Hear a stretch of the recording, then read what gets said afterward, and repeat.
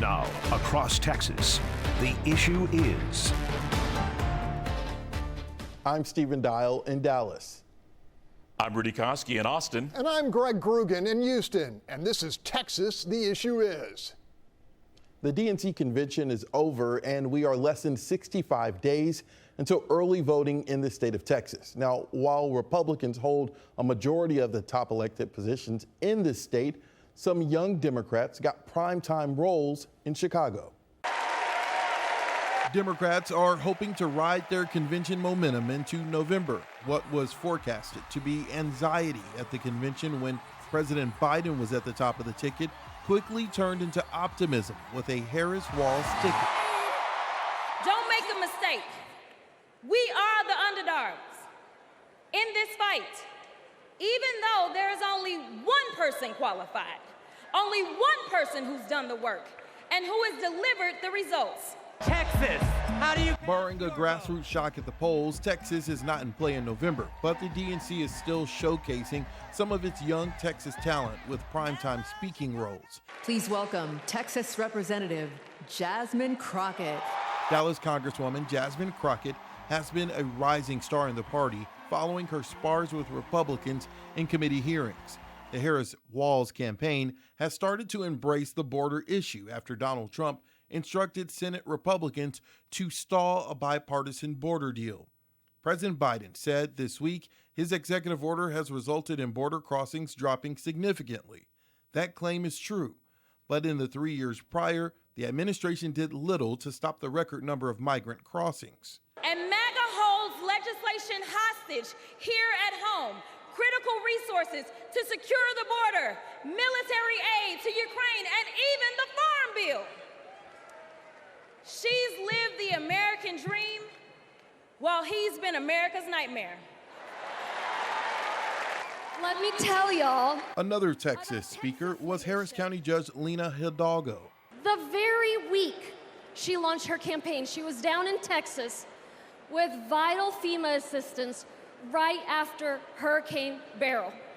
Kamala Harris cares. She will never risk lives for the sake of politics.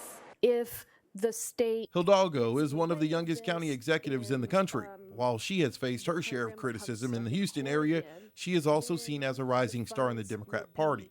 When that last disaster struck, Donald Trump abandoned us. He spread misinformation that cost lives. Compare that to 2021, when the Texas power grid went dark. Kamala Harris didn't just put out a tweet, she called me to make sure we had what we needed. In a state where Republicans soak up most of the political weight, Democrats believe they are making inroads. The Hispanic voting bloc in Texas is starting to lean Republican. Democrats hope with the energy of a Harris ticket, they can pull voters back. During her speech, Crockett attempted to humanize Harris, moved to tears as she shared a conversation they had. She then said, among other things, you are exactly where God wants you. Your district chose you because they believe in you, and so do I.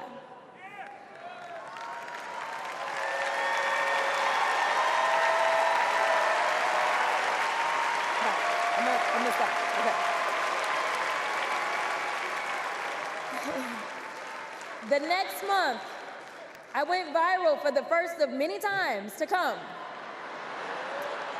for hitting Republicans with a dose of their own medicine. That brief but impactful interaction gave me my legislative legs, and I've been running ever since. Democrats definitely riding the wave. My word is going to be two words I'm still going to get from Democrat VP candidate Tim Walz. My word, fourth quarter. Greg Groogan, what is your word? My word, Stephen, is knotted with a K, which is where we are in this race. Rudy Koski. Stephen, I think I will go with cruising. All right, the Fox Texas Trio has a lot to discuss on the other side of this break.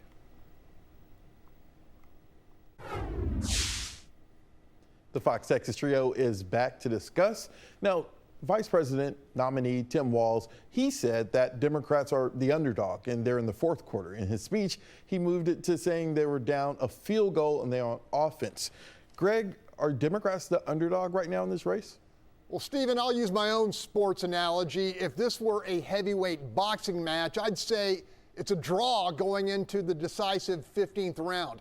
Look, we all fully anticipated relieved and re-energized Democrats would blow out of Chicago with a full head of steam, fueled by fawning reviews from our colleagues in much of the national media, few of which have fully dissected Harris's mostly lackluster performance as VP and clearly open to accept her stretch run tack to the middle on fracking, on universal health care, on gun bans, on amnesty for the undocumented, and a host of other issues. Now, on the flip side, we've got a Trump-Vance ticket that seems addicted to name-calling and unable to stay laser-focused on core concerns like inflation, crime control, housing affordability, and the millions of people who came here and remain here because Joe Biden and Kamala Harris let them. That said, assuming Harris holds Michigan and Wisconsin, then the race comes down to Pennsylvania and Georgia. So to answer your question, no, Democrats are not the underdogs. On this day, August 25th, I see this as an even money contest with no game-changing advantage either way. Rudy Koski, Donald Trump provided some counter-programming this past week. Will this race come down to if the Trump-Vance ticket does not stick to policy? Will they blow this race?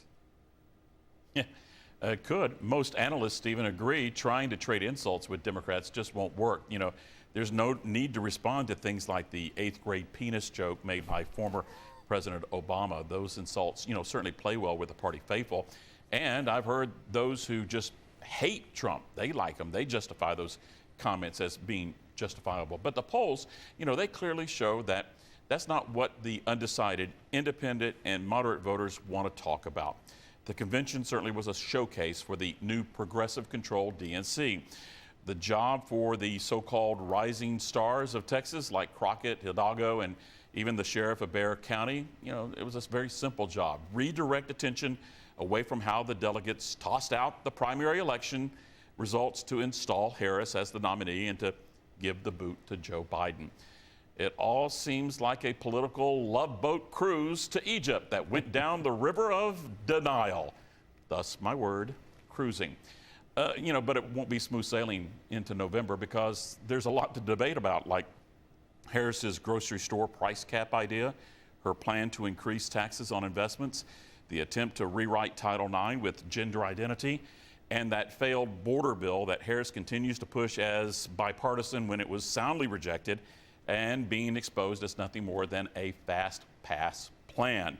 So the next few weeks, I think, will be focused on big topics rather than a candidate's crowd size. Stephen? Greg, Democrats have a lot of work to do in Texas, but some other states have shown that they can elect Republicans to big roles and also a Democrat. Could that happen in Texas? Possible, but not probable. You know, polling from the UH Hobby School this week had Democrat Colin Allred within 2.5 points of Senator Ted Cruz, and that's certainly striking distance, but lightning only strikes if Republican turnout in the Lone Star State is down, Democratic turnout explodes, and independents do something they haven't done since the 1990s. That is, lean blue heavily in a statewide race. Like I said, possible, but I'm pretty sure the last time the stars aligned across Texas for a D, at least one member of our trio was probably still in diapers. Just had to take shots. Rudy, I need a one-word answer. Are you buying what Groogan is cooking? Yes or no? Yeah, I'm buying. I think that this election can still be lost nationally for Trump, not in Texas, though. All right, that's all the time we have. To see this episode or any of our past ones, go to our station's YouTube channels. And keep this conversation going on our social media. We are heading into the 7th inning stretch in the race for president. We will see you next week with another hot topic. Until then, let us know what you think the issue is.